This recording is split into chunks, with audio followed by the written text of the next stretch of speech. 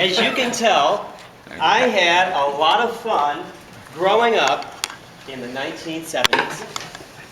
I was blown away by the original Star Wars. I fell in love with Charlie's Angels. And, of course, I loved disco.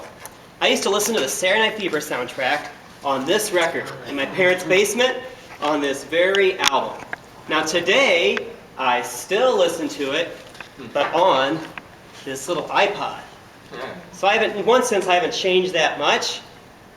And besides the music, I also love the clothes. Polyester suits. So I guess you can say I haven't changed that much, have I? Now, besides me, anybody else here have fun or electricity? I say that right? Growing up or living life in the 1970s? Anybody else enjoy the 1970s? All right. Now,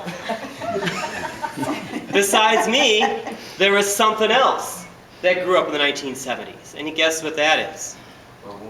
It's actually climate change, believe it or not.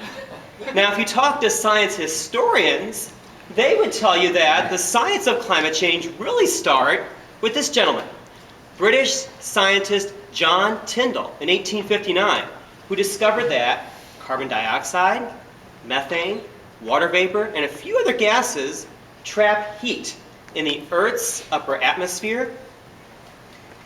And they make the average temperature of the planet today about 59 degrees Fahrenheit.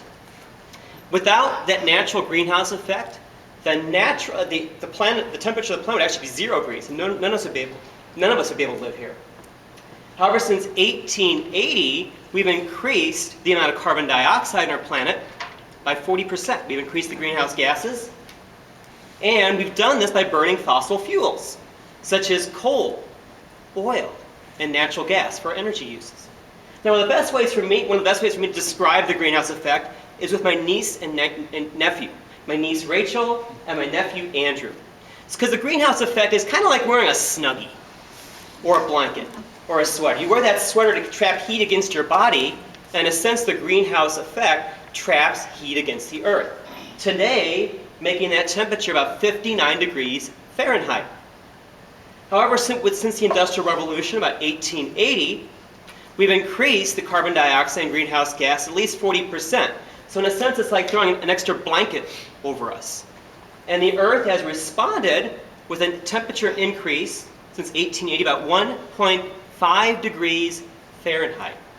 An increase about 1.5 degrees.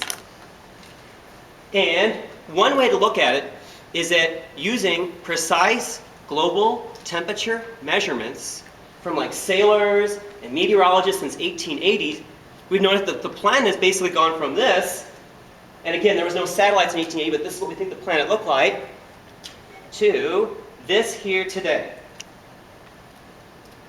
Which leads me back to the 1970s and me. Besides me, that's really when climate change grew up. That's when papers really started appearing, scientific papers started appearing on this subject. A gentleman that really kind of studied this is Thomas C. Peterson.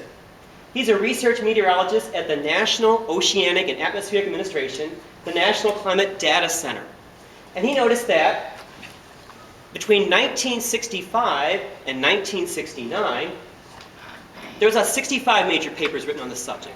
And about 62% of these papers actually predicted if we keep increasing carbon dioxide, we're actually going to warm the planet. Now, 19 of these papers actually took no stance. They increased our knowledge of carbon dioxide and climate change, but they didn't really take a stand whether we'd warm or cool the planet.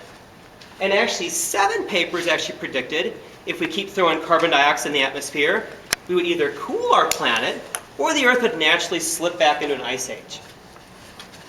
However, so much evidence was coming in the 1970s and so much papers were written about this that by 1979, the National Academy of Sciences, which, believe it, was founded by Abraham Lincoln, basically the leading scientific institution in the United States, they actually said that a wait-and-see attitude on climate change may be waiting until it is too late. They went on to say that increasing carbon dioxide will lead to a warmer Earth with a different distribution of climate regimes. So what's fascinating to me is that from 1965, 1979, and by the way, I was born actually in 1968, 62% of the papers actually said we would warm the planet, and only 10% said we would cool the planet. However, I've got to warn you guys that there's a myth that persists to this day. Anybody ever heard this myth before? In the 1970s, all climate scientists believed there was an ice age coming. Anybody ever heard this before? Yes. Yes. I know I've heard some of my fellow Toastmasters say that. So I want to set the record straight tonight. I want to challenge you not to believe this myth, and I want to inspire you to be open to the real science of climate change. Now, where does this myth come from? If you talk to people who reject the science of climate change, they point to two articles. One was in Newsweek magazine on April 28th of 1975 called The Cooling World, and the other was from Time magazine from June 24th of 1974 called Another Ice Age. Now keep in mind, these are just one-page articles. They were not very in-depth, and they didn't even make the cover of these magazines. So they're not really major articles. Now, there's only one problem with citing Time and Newsweek as your evidence against climate change. And that is, both of these magazines were known as popular media. They're trying to sell as many magazines as possible, such as Shirley MacLaine, Getting Her Kicks at 50, or the invention of the iPod. Now, Time and Newsweek do try to educate us on science, such as the science or romance there, Carl. Wonderful. But they're trying to sell magazines.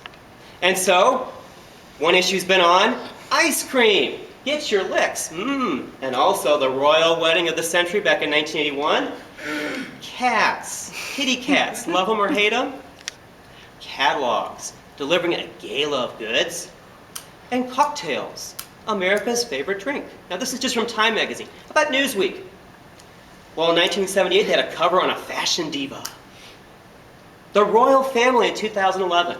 But I've got to give them credit. In 1979, they did focus on disco.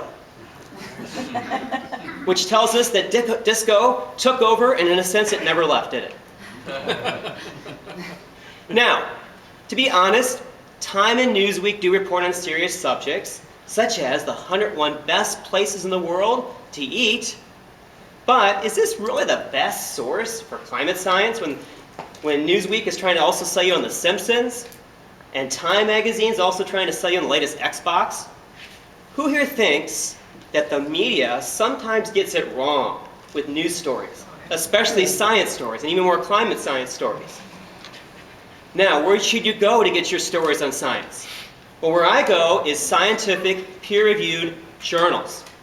And the article I found that best talks about what was going on in the 1970s was this article called The Myth of the 1970s Cooling Scientific Consensus by Thomas C. Peterson, the same gentleman I introduced you before. And he talked about 3 reasons why that global cooling myth was wrong. Number 1, there was no media or scientific agreement on global cooling. Peterson said, a cursory review of the news media coverage reveals that just as there was no consensus at the time among scientists, there was no consensus among journalists of the cooling idea. So there's no media consensus. He also describes this, Peterson, as the tyranny of the newspaper. That magazine and newspaper writers, they need a hook or peg for their story. And a popular hook or peg in the 1970s was a cold winter. Does that sound familiar? Mm-hmm. Cold winter, just like this past winter. But as I've talked about in previous speeches, a cold, snowy day does not prove that climate change is not real, nor does a heat wave in the summertime prove that climate change is real. You have to look at long-term global trends, over 30 years to 100 years, and that will tell you that climate change is real. Number 3, this was only a minor aspect, according to Peterson, of cooling of the 1970s scientific literature. Again, by 1979, there was only 7 articles talking about global cooling. as opposed to 42 articles talking about global warming. So there were 6 times more articles talking about warming than there was cooling. So therefore, relying just upon popular media to cite your case, quoting just a few scientists and a few papers, are pointing to cold, snowy weather. Well, I hate to admit this, but even Howard Brandt would tell you that this myth stinks worse than disco.